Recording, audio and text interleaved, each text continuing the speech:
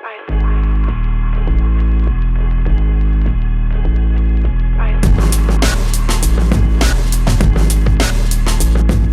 what's happening? And welcome to a very special edition of Covering the Grizzlies for ABC 24. I am Avery Braxton alongside the wonderful Rachel Phillips, and it is Grizzlies Media Day ahead of the 2024-2025 season, a very much anticipated season because the Grizzlies should be much better than they were a year ago. Rachel, we kind of got you at the trade deadline last year, only had about March to April to see these Grizzlies. You get a chance to see them for a full year for the first time. How excited are you to jump into a Grizzlies season? Yeah, no, incredibly excited. But I think the more so exciting thing about all of it is, like you mentioned, they're expected to be pretty good this season. Obviously, it's a nearly fully healthy roster, which is a big plus for the Grizzlies after last season. And now we get to see what that roster can really do all together. Yeah, it'll be about, we'll call it 87 to 90% healthy. Want to be, exactly precise. As we try to get into the regular season. But the big thing is the core three of Ja, Jaren, and Dez are healthy for the first time in a long time. And this roster built around that core we think can be really good. In fact, Zach Edey, who we talked to first, as we always do for Grizzlies Media Day, he says that core is one of the best, if not the best, in the NBA. We thankfully were able to see a lot of different guys emerge. We haven't seen the coherent whole, including a lot of the guys that we've brought to the table yet. So we're excited to actually see what does this look like. We feel strongly, about this roster. I think if you look up and down, certainly having a Ja, a Desmond, a Jaren Jackson, I think that's one of, if not the best, three-man cores in the NBA. I firmly believe that. And we've spent years, trying to think about what are the type of players who fit best around them. And I think every year we have trended, more and more in a direction of we have a bunch of guys who are hungry, who are unselfish, who play for each other, who play winning basketball, and I think fit, well with those guys. I think that we're built to compete for it this year and years beyond. I love our team. I love where we're at. And, 100%. So you heard from Zach Edey there. You also heard from Desmond Bane saying he thinks this roster can be a championship winner this year, and they're excited to see what that entire group can look like. We've got our full group here now with Caleb Hilliard. We call him Goose now. He's our fearless drone captain. He's got the stash. We love to have you around, my guy. But as you guys listen to that soundbite, what really comes to mind, Caleb? I know for you got a chance to see this roster all of last year. What was it like to kind of be a witness to what this team was last season? Well, I mean, obviously didn't go the way they wanted it to. But when they were together for that brief period, it was one of the best teams in the league. Chemistry-wise, these guys have played together for a long time. And when you have someone like Triple J, who averaged 22 points a game last year, even though he didn't play the full season, and Bane, who averaged 23, I had Ja in there. But it was rough last year. It was rough. A lot of those games you really didn't want to see, but it was a strong group. But this year will be different. Yeah, 100%. I think when you look at what the team really was last year, it was you kind of got disheartened as you were kind of going through the year, and you'll hear here in just a minute. We hear from Brandon Clark, but he kind of talked about how you kind of felt like you were going to go into the game and probably not going to come out on the winning side of things, and that's really difficult as a competitor when you know that maybe your roster, you love the guys around you, right? But you may not be as competitive as you would like to be. Rachel, you kind of came in here towards the end of it. What did you see those last couple of months as you got your feet wet with the Grizzlies? Yeah, well, I mean, I think it was interesting. You saw obviously a lot of young guys get time and show that they deserve to have a spot on this roster. But the mindset's the biggest thing now for this team. Like you mentioned, they went into every game knowing, well, we're probably going to lose. What do we have to play for? Well, now it's all on the table. Everything is there to play for. Yeah, let's hear from that side on Brandon Clark so you guys you hear exactly what we mean when they say that the competitive mindset was still there, but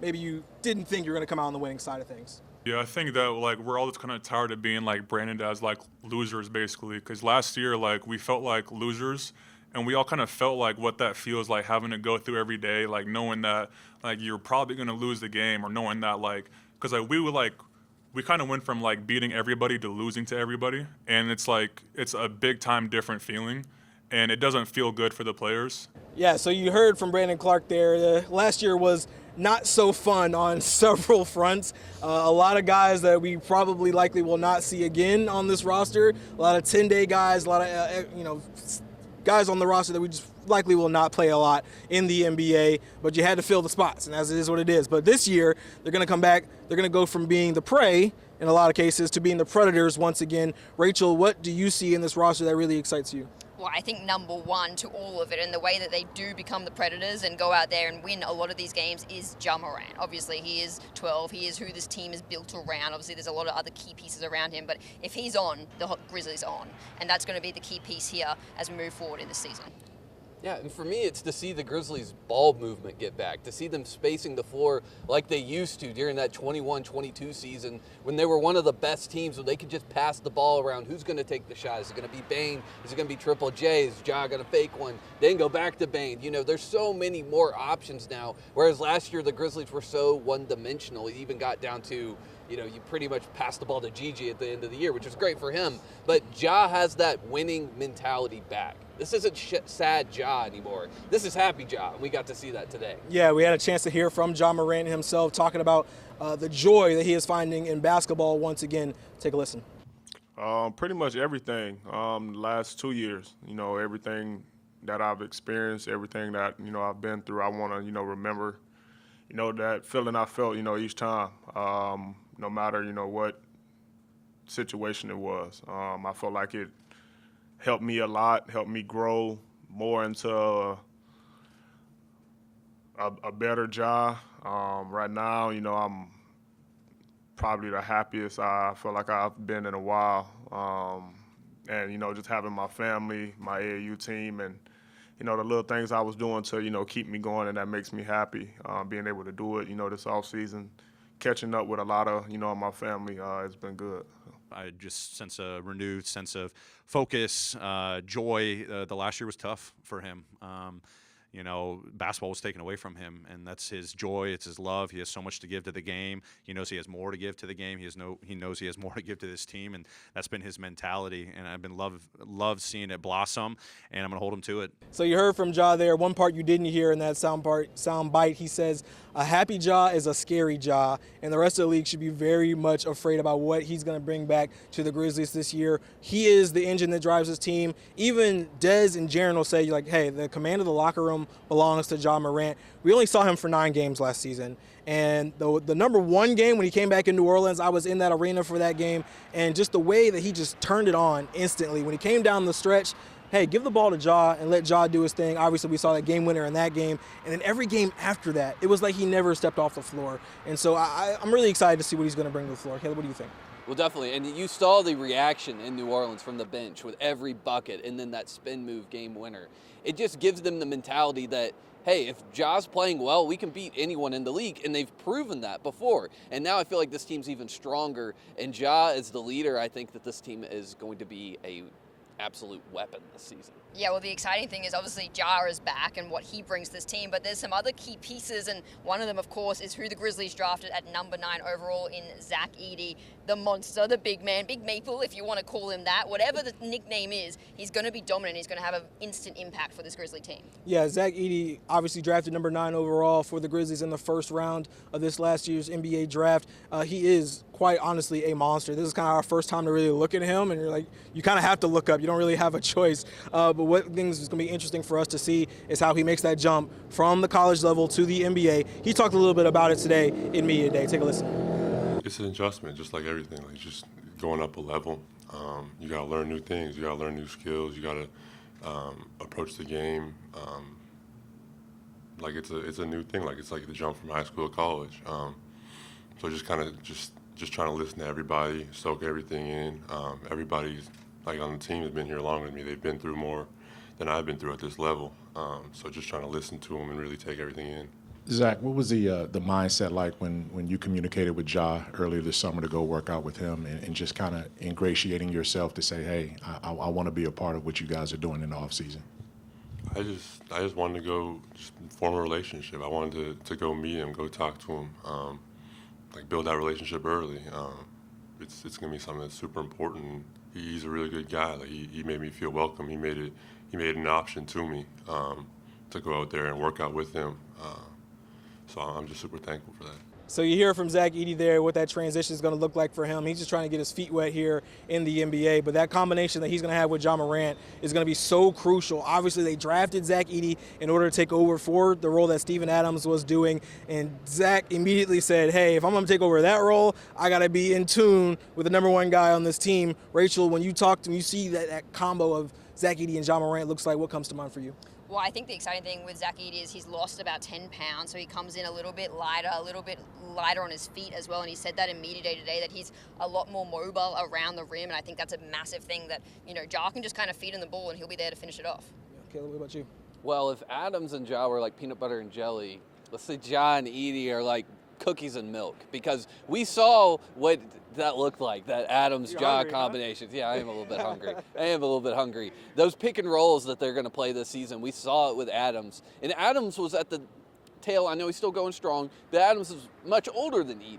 Edey's coming out. Some people say he's the best player in college basketball. I wouldn't disagree with you there. Now you see that. If someone in his prime playing with Ja, it's going to be really hard for people to defend. Yeah, it's going to be hard for people to defend Ja and Zach Edey. It also might be hard for them to defend some of these other combinations. We're talking about the backup point guard role and what that's going to probably look like this year. Could it be Marcus Smart coming off of pick and rolls from Zach Edey? Could it be Desmond Bane? And really, could it be Scottie Pippen Jr.? Because there is no Derrick Rose in this roster anymore, and we got a chance to see Scottie Pippen Jr. today. He made it clear that there is a path to him being on the full roster today. Take a listen to what he had to say about his relationship with the Grizzlies and being able to potentially be the 14th or 15th man on this roster.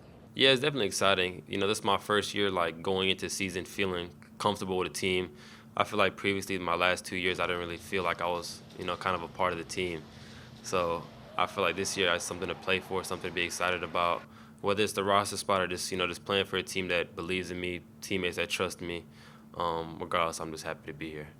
Okay, so we hear from Scottie Pippen Jr. there. Sounds very confident, quite honestly, about what he can possibly bring to this roster. Rachel, you asked him that question. What do you think about the response he gave you? No, I think it's a great response, right? He's feeling comfortable. That's the biggest thing. And we all know we've all moved to new cities. It's hard to settle in. And, he's trying to settle in and then also be a pro athlete at the same time and make an impact on a team. And last year he was forced to do that, and he stepped into the role really comfortably. And now it's like, okay, I'm a part of this team. What else can I do? Can I actually become a permanent 14th man on this team on the roster? Yeah, 100%. The way he walked in last year, he was already very confident. He made an impact immediately. And then we saw what he did in the summer league, and we talked about what that transition for him was like. He was like, hey, they want me to cut down on my assist to turnover ratio, or they wanted to be better, I guess you could say. They want to see how he could control the offense, because he's not going to be the focal point of the scoring like he was in summer league. They're going to ask him to control the flow, but we saw that he can get his when it is necessary for him to get his. And obviously he was working with more of a depleted roster last year, but I think Scottie Pippen Jr. is going to be an excellent addition if they do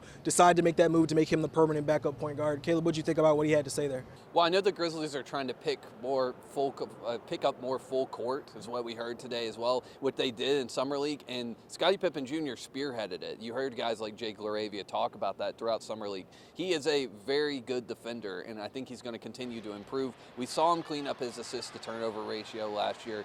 He is a very good facilitator, but he also has a really good shot. And there was one chase down block that I remember last year. I can't remember what game it was, but where I feel like he kind of put himself on the map, and I think he can continue to make plays and solidify himself as, maybe the 14th man, like you were saying, Rachel. Yeah, so that's what we're looking at possibly in the backup point guard scenario, but this starting five is one thing I'm really excited to see. This team defensively was still top half of the league when everybody was out. We didn't have Marcus Smart. We didn't have Jaren. Well, we had Jaren most of the year. We didn't have some of those other key role players. We're playing with Vince Williams Jr. We're talking about G.G. Jackson. They were still top half of the league. And now you look at that starting five. You got two former defensive players of the year. You got a 7'4" center who is literally a giant of the game. And then you've got the quickness and the strength of Ja Morant and Desmond Bane. I think it's going to be a really exciting year. It's going to be something that people can look forward to. This building behind us, we saw some empty nights last year. It's going to be packed. Let's talk about some of the more fun things that we saw during Grizzlies Media Day. The number one being the story we got from Jalen Wells talking about meeting John Conchar, or maybe not meeting John Conchar for the first time. Take a listen. So it was, I think it was Sunday. It was his first day coming in and back to Memphis. And I was in the store. This guy comes up to me and he's like, yo, big Grizzlies fan. Like, can I get a picture? And I'm like, yeah, sure, of course. He's like, okay, like my girlfriend's gonna come take a picture. So he's like, yeah, my name's John. I was like, okay, cool. So we take the picture, and the owner kind of knows all the Grizzlies players, and I've talked to him before.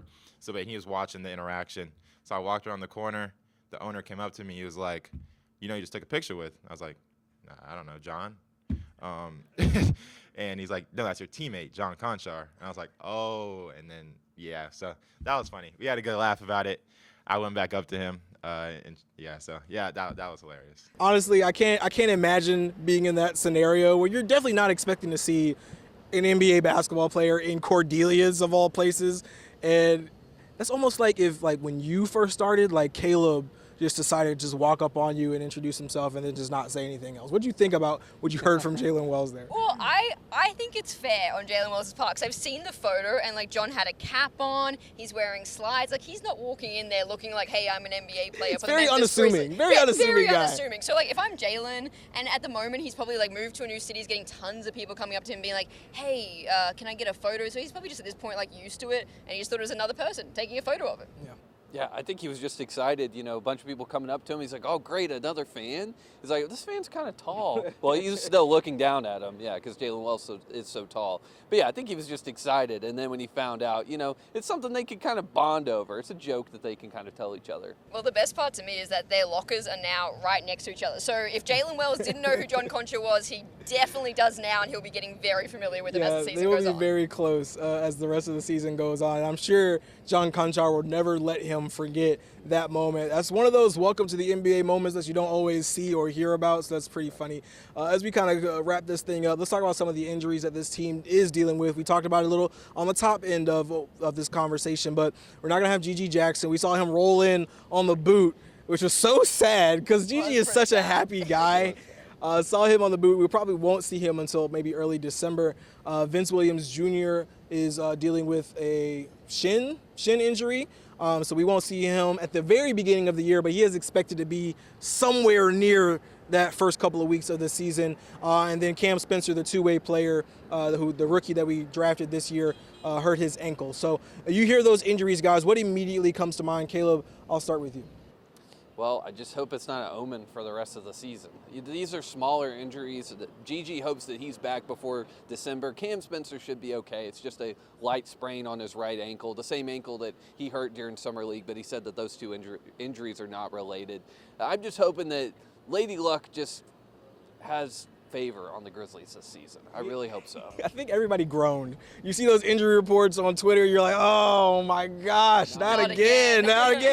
And hopefully this, like you said, not an omen of what we will see the rest of the season. Rachel, what do you think about those injuries? I mean, I'm taking the approach okay, they're getting them all out of the way now. Yeah. And then the rest of the season, everyone's going to be healthy, touch wood, touch metal, whatever you want to touch. And hopefully they get to, just get everyone back on the court and see what this team can really do. Because that's the thing. We've said it all day long when we're talking about Media Day Grizzlies this season ahead, is that if everyone can stay healthy, who knows what this team can do and just how far they can go. 100%. Well, we'll start. The first day is tomorrow. Training camp is going to be October 1st through the 3rd. They're going to be at the Innsworth School in Nashville, Tennessee, just 3 hours to our east. So we'll get our first glimpse of what it looks like, and then not too far away, we get some preseason games, and then October 23rd on the road is when the season officially begins against the Utah Jazz. For my comrades, Caleb Hilliard, and for Rachel Phillips, I'm Avery Braxton. Thank you for checking out with us here on Grizzlies Media Day for ABC 24. We'll see you next time.